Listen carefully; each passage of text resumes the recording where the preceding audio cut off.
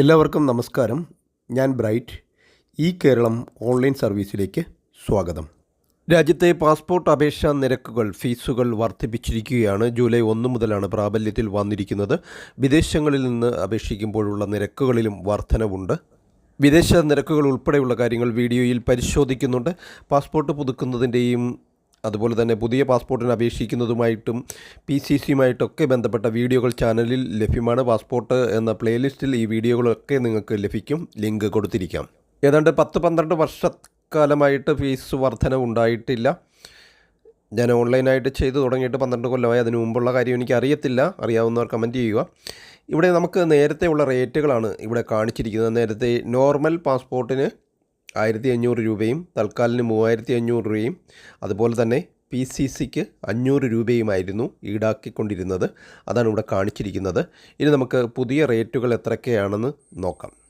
PCCയുടെ July 1 മുതൽ വർദ്ധിപ്പിച്ച നിരക്ക് 750 രൂപയാണ്. നേരത്തെ 500 രൂപയായിരുന്നു. ഇത് വിദേശ രാജ്യങ്ങളിലേക്ക് തൊഴിൽ വിദ്യാഭ്യാസപരമായിട്ടുള്ള ആവശ്യങ്ങൾക്ക് വേണ്ടിയാണ് ഈ പോലീസ് ക്ലിയറൻസ് സർട്ടിഫിക്കറ്റ് എടുക്കുന്നത്.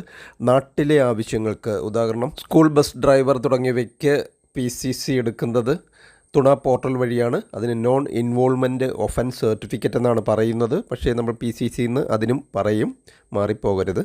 ഇനി വർദ്ധിപ്പിച്ച പാസ്പോർട്ട് ഫീസിലേക്ക് വന്നാൽ ഫ്രഷ് പാസ്പോർട്ട്, പുതിയതായിട്ട് പാസ്പോർട്ട് എടുക്കുന്നതിന് 15 വയസ്സിൽ താഴെയുള്ള കുട്ടികൾക്ക് നോർമൽ ഇപ്പോൾ 1750 രൂപയാണ്. നേരത്തെ 1000 രൂപയായിരുന്നു. അതേസമയം ഇതേ ഏജ് കാറ്റഗറിയിലുള്ള കുട്ടികളുടെ തൽക്കാൽ ഫീസ് 4250 രൂപയായിട്ടാണ് വർദ്ധിപ്പിച്ചിരിക്കുന്നത്. അതേസമയം 15 വയസ്സിനും 18 വയസ്സിനും ഇടയിലുള്ളവർക്ക് പുതിയ പാസ്പോർട്ട് എടുക്കുന്നതിന് നോർമൽ ഫീസ് 5 വർഷം കാലാവധിയുള്ള അല്ലെങ്കിൽ 18 വയസ്സ് വരെയുള്ള അതാണ് തിരഞ്ഞെടുക്കുന്നത് എന്നുണ്ടെങ്കിൽ 1750 രൂപയാണ് ഇപ്പോൾ ഫീസ്. ഇതേ ഏജ് ഗ്രൂപ്പുകാർക്ക് 10 വർഷം കാലാവധിയിട്ട് 36 പേജുള്ള പാസ്പോർട്ടിനാണ് അപേക്ഷിക്കുന്നതെങ്കിൽ നോർമൽ 2500 രൂപയാണ്. അതേസമയം 15 വയസ്സിനും 18 വയസ്സിനും ഇടയിലുള്ള 10 വർഷം കാലാവധിയിട്ട് പുതിയ പാസ്പോർട്ടിന് അപേക്ഷിക്കുന്നതിനുള്ള തൽക്കാൽ റേറ്റ് 5000 രൂപയായിട്ടാണ് വർദ്ധിപ്പിച്ചിരിക്കുന്നത്.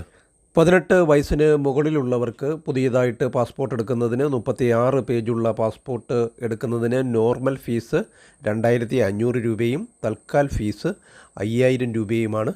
36 പേജസാണ് സാധാരണ എല്ലാവരും എടുക്കുന്നത്. ഇനി 60 പേജ് ഉണ്ടെങ്കിൽ 1000 രൂപയും കൂടി അധികം നൽകേണ്ടി വരും. റീ ഇഷ്യൂവിന്, അതായത് പാസ്പോർട്ട് പുതുക്കുന്നതിന് 15 വയസ്സിൽ താഴെയുള്ള കുട്ടികൾക്ക് 1750 രൂപയാണ് നോർമൽ ഫീസ്.